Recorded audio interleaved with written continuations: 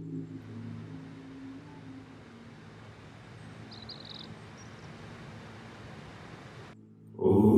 Gam Ganapataye Namaha. Om Gam Ganapataye Namaha. Om Gam Ganapataye Namaha.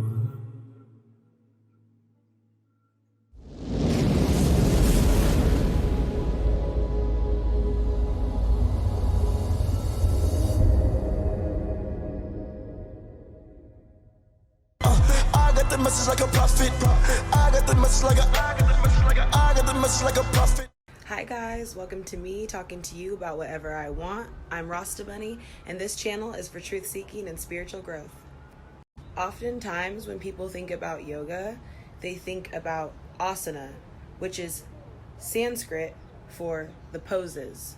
This is due to Western media and how it's portrayed online as just stretching. But yoga is much more than just the physical poses.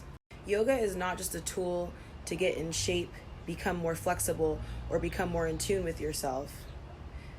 It is beyond all of those definitions.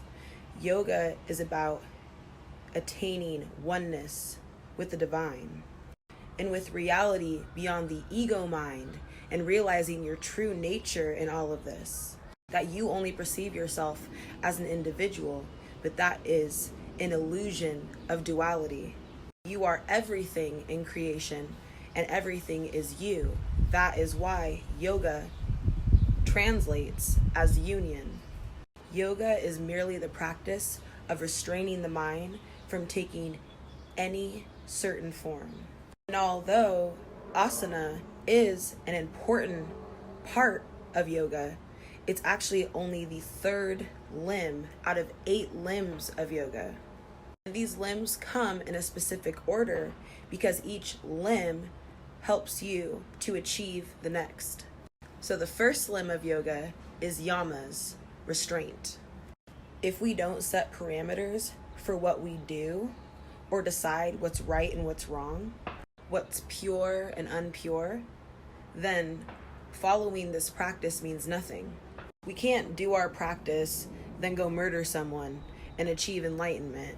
Just like we can't practice breath work and in the same instance talk shit about someone else. Our thoughts and actions are very important because it's what keeps us on our path, our dharma, and what keeps us from falling off. Within the yamas, we have ahims, which is nonviolence, satya, don't lie, asteya, don't steal, brahmacharya, which is renouncing material attachments and desires. And the second limb of yoga is NIYAMAS, which means observances, acceptance of the self, watching what we do and what we think with mindfulness. We can achieve mindfulness through Saucha, cleanliness, Satosha, contentment, being at peace with what is, Sadvaya, self-study, and to educate yourself consciously, Ishvara Pranayama, which is surrender of the ego and control. The third limb of yoga, which I stated earlier, is asana, the physical forms. Along my journey, I realized that the physical poses are what typically attracts a spiritual being to the practice. And once becoming a yogi, it's then that these poses unlock a physical code to the Akashic records, which lie dormant within the subconscious mind. And this helps us to unlock our mind's eye so that we can expand our consciousness and have self-study and conscious education. Pyramid, sphinx, cobra, half moon, boat, goddess pose, all of these poses are a physical code. We are not the body, but the conscious observer sitting behind the body and the mind, everlasting and eternal, which is why the body is so sacred, because it houses the Atman, which is all of reality playing the game we call consciousness, and the Brahman, which can recognize and awaken oneself. So if we can help control the body better, We are awakening new understandings of the true self that we didn't know before. The fourth limb of yoga is pranayama, breath work, the essence of flowing and filling the body with vital life force, or oxygen as we know it in the West. Prana fuels the soul. It helps us refresh our nervous system, extends our life, and allows us to lose our mind and come to our senses. Pranayama is a core element in awakening our kundalini. The fifth limb of yoga is pratyahara, seeking within yourself.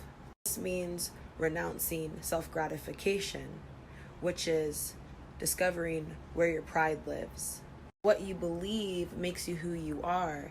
Your name, status, ethnicity, achievements, and failures all keep you attached to the illusion of duality and hold you back from experiencing the truth of your divine essence. This is also addictions, food, drugs, sex, attention, anything that you are overstimulating within your lifestyle. We have to learn to cultivate that bliss awareness within the existence of the soul and not depend on the immortal experiences outside of it. Our true nature is bliss. Patanjali said, pain is inevitable, but suffering is optional. This is how we take back control over our lives and begin to create our reality, letting things be as they are, but enjoying them from a place from within. It doesn't mean don't listen to music or stop having sex. It just means don't depend on those things to bring you happiness, and understand that happiness is a choice only you can make.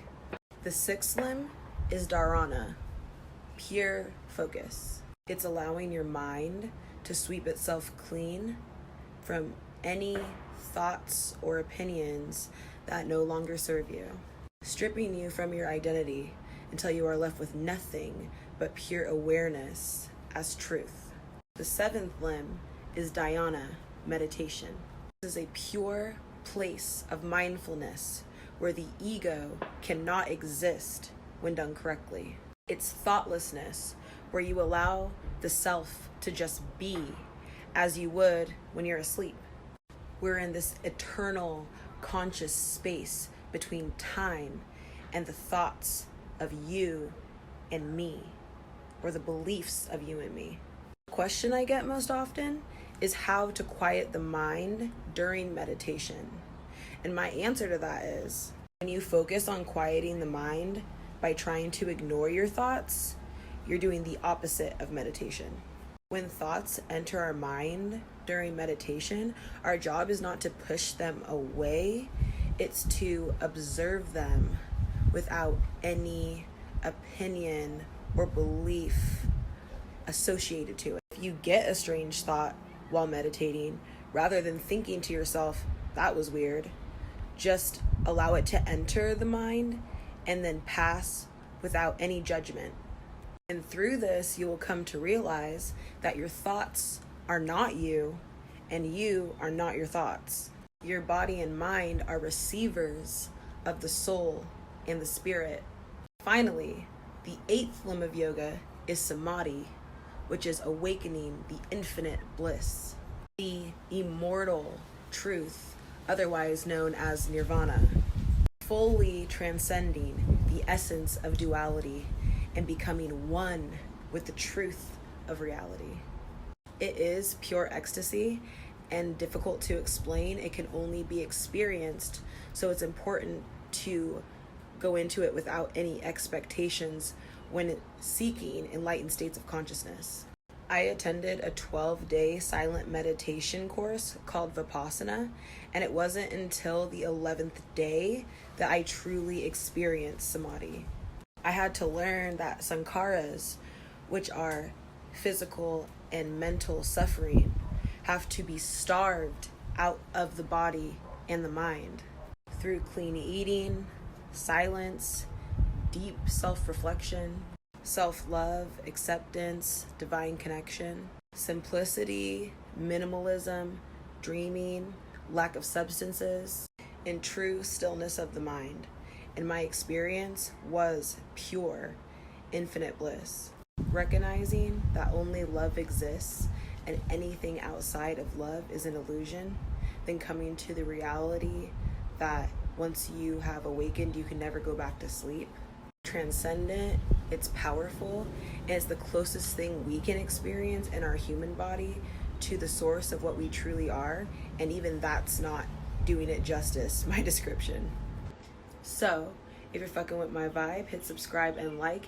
If you have questions, go ahead and leave them in the comments. Choose. I got the message like a prophet. I got the message like a prophet.